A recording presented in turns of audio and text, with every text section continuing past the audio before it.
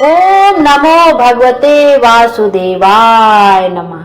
श्री कृष्ण गोविंद हरे मुरारी, हे नाथ नारायण वासुदेवा। आप सब भी कमेंट में भगवान विष्णु का एक प्यारा सा नाम अवश्य लिखिएगा। मैं हूँ ज्योति और आपका अपने चैनल शुभ कथा में स्वागत है। आइए आज के वीडियो में हम वैशाख मास महात्म के 19वें अध्याय का श्रवण करेंगे। वैशाख का महीना भगवान विष्णु को बहुत अधिक प्रिय है। भगवान विष्णु को मधुसूदन और माधव के नाम से भी जाना जाता है। वैशाख के महीने में प्रतिदिन किसी पवित्र नदी में स्नान करना चाहिए। यदि आप वैशाख मास में प्रतिदिन किसी पवित्र नदी में स्नान नहीं कर पा रहे हैं तो वैशाख मास की कुछ पुण्य तिथियों पर भी यदि आप एक दिन भी स्नान कर लेते हैं उन पुण्य तिथियों पर, तो आपको पूरे वैशाख मास के स्नान के बराबर पुण्य फलों की प्राप्ति हो जाती। जैसे अक्षय तृतीया, एकादशी, पूर्णिमा, मेष संक्रांति, इन कुछ पुण्य तिथियों पर यदि आप वैशाख मास में किसी एक दिन भी आप स्नान कर लेते हैं किसी पवित्र नदी में, तो आपको पूरे वैशाख मास में स्नान करने के बराबर पुण्य फलों की प्राप्ति हो जाती है। वैशाख मास में भगवान विष्णु की पूजा अर्चना करने के बाद वैशाख मास के महात्म के अध्यायों का श्रवण अवश्य करना चाहिए। उससे हमें जीवन में शुभ फलों की प्राप्ति होती है और जीवन सुखमय बनता है। आइए अब 19वें अध्याय का श्रवण करते हैं। वैशाख मास के महात्म श्रवण से एक सर्प का उद्धार और वैशाख धर्म के पालन तथा राम नाम जप से व्याध का वाल्मीकि होना। सुतदेव कहते हैं, तदंतर व्याध सहित शंख मुनि ने विस्मित होकर पूछा, तुम कौन हो और तुम्हें यह दशा कैसे प्राप्त हुई थी? सर्प ने कहा, पूर्व जन्म में मैं प्रयाग का एक ब्राह्मण था।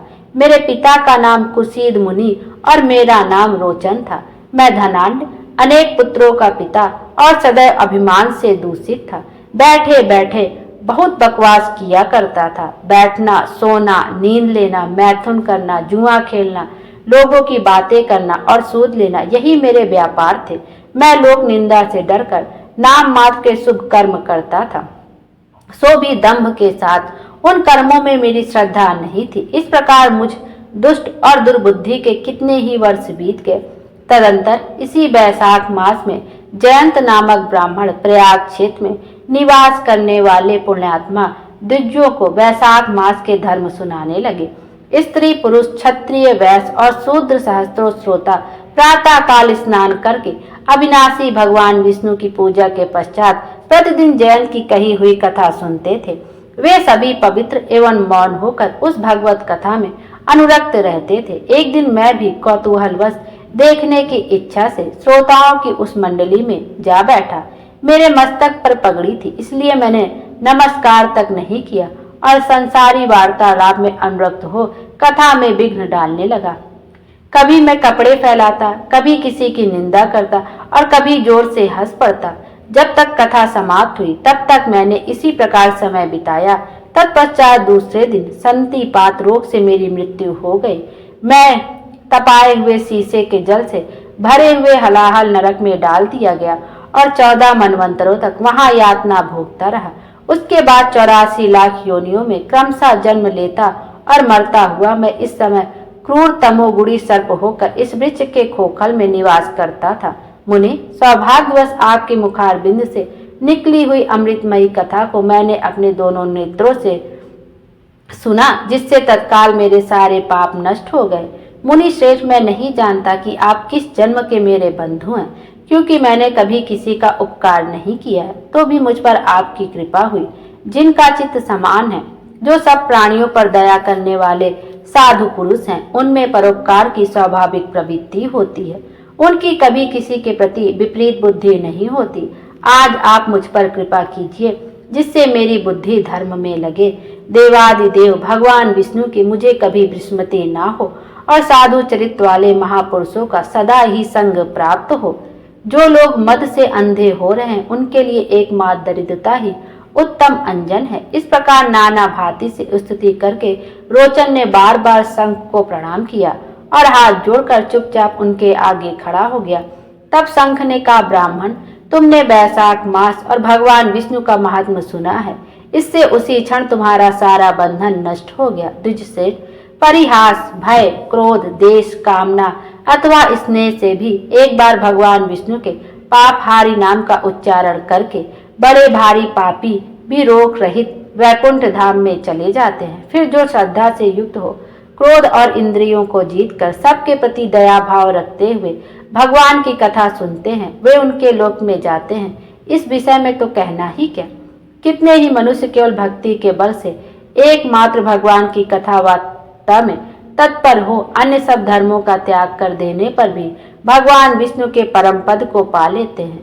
भक्ति से अथवा देश आदि से जो कोई भगवान की भक्ति करते हैं, वे भी प्राण हारिणी पूतना की भांति परम पद को प्राप्त होते हैं।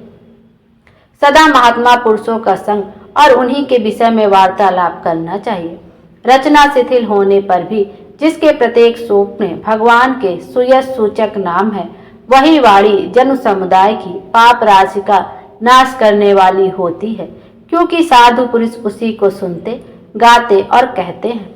जो भगवान किसी से कष्ट साध्य सेवा नहीं चाहते, आसन आदि विशेष उपकरणों की इच्छा नहीं रखते तथा सुंदर रूप और जवानी नहीं चाहते, अपितु एक बार भी स्मरण कर लेने पर अपना परम प्रकाश में वैकुंठ धाम दे डालते हैं, उन दयालु भगवान को छोड़कर मनुष्य किसकी शरण में जाए। उन्हीं रोग शोक से रहित चित्त द्वारा चिंतन करने योग्य अव्यक्त दया निधान भक्त वत्सल भगवान नारायण की शरण में जाओ। महामते, बैसाख मास में कहे हुए इन सब धर्मों का पालन करो, उससे प्रसन्न होकर भगवान जगन्नाथ तुम्हारा कल्याण करेंगे। ऐसा कहकर संघ मुनि व्याध की ओर देखकर चुप रहे। तब उस दिव्य पुरुष ने पुनः इस प्रकार कहा, मुनि, मैं धन्य हूँ, आप जैसे दयालु महात्मा ने मुझ पर अनुग्रह किया है। मेरी कुत्सित योनि दूर हो गई और अब मैं परम गति को प्राप्त हो रहा हूँ। यह मेरे लिए सौभाग्य की बात है। यूं कहकर दिव्य पुरुष ने शंख मुनि की परिक्रमा की तथा उनकी आज्ञा लेकर वह दिव्य लोक को चला गया। तदंतर संध्या हो गई। व्याध ने शंख को अपनी सेवा से संतुष्ट किया और उन्होंने सायंकाल की संध्या उपासना करके शेष रात्रि व्यतीत की। भगवान के लीला अवतारों की कथा वार्ता द्वारा रात व्यतीत करके शंख मुनि ब्रह्मा मुहूर्त में उठे और दोनों पैर धोकर मनोभाव से तारक ब्रह्मा का ध्यान करने लगे। तत्पश्चात शौच आदि क्रिया से निवृत्त होकर वैशाख मास में सूर्योदय से पहले स्नान किया और संध्या तर्पण आदि सब कर्म समाप्त करके उन्होंने हर्षयुक्त हृदय से व्याध को बुलाकर उसे राम इस 2 अक्षर वाले नाम का उपदेश दिया, जो वेद से भी अधिक शुभकारक है। उपदेश देकर इस प्रकार कहा, भगवान विष्णु का एक एक नाम भी संपूर्ण वेदों से अधिक महत्वशाली माना गया है, ऐसे अनंत नामों से अधिक है। भगवान विष्णु का सहस्त्र नाम उस सहस्त्र नाम के समान राम नाम माना गया है। इसलिए व्याध, तुम निरंतर राम नाम का जप करो और मृत्यु पर्यंत मेरे बताए हुए धर्मों का पालन करते रहो। इस धर्म के प्रभाव से तुम्हारा वाल्मीकि में दूसरा जन्म होगा और तुम इस पृथ्वी पर वाल्मीकि ऋषि के नाम से प्रसिद्ध होगे। व्याध को ऐसा आदेश देकर मुनिवर शंख ने दक्षिण दिशा को प्रस्थान किया। व्याध ने भी शंख मुनि की परिक्रमा करके बार बार उनके चरणों में प्रणाम किया और जब तक वे दिखाई दिए तब तक उन्हीं की ओर देखता रहा। फिर उसने अति योग वैशाख उक्त धर्मों का पालन किया। जंगली कैत, कटहल, जामुन और आम आदि के फलों से राह चलने वाले थके मांदे पथिकों को वो भोजन कराता था। जूता, चंदन, छाता, पंखा आदि के द्वारा तथा बालू के बिछावन और छाया आदि के व्यवस्था से पथिकों के परिश्रम और पसीने का निवारण करता था। प्रातः काल स्नान करके दिन रात नाम का जाप करता था। इस प्रकार धर्मानुष्ठान करके वह दूसरे जन्म में वाल्मीकि का पुत्र हुआ। उस समय वह महायशस्वी वाल्मीकि के नाम से विख्यात हुआ। उन्हीं वाल्मीकि जी ने अपनी मनोहर प्रबंध रचना द्वारा संसार में दिव्य राम कथा को प्रकाशित किया, जो समस्त कर्म बंधनों का उच्छेद करने वाली है। मिथिलापते, देखो वैशाख का महात्म कैसा ऐश्वर्य प्रदान करने वाला है, जिससे एक व्याध भी परम दुर्लभ ऋषि भाव को प्राप्त हो गया। यह रोमांचकारी उपाख्यान सब पापों का नाश करने वाला है। जो इसे सुनता और सुनाता है वह पुनः माता के स्तन का दूध पीने वाला नहीं होता है। बोलो विष्णु भगवान की जय। विष्णु भगवान हम सबकी मनोकामना पूरी करें और हमारे जीवन को खुशियों से भर दें। Thank you.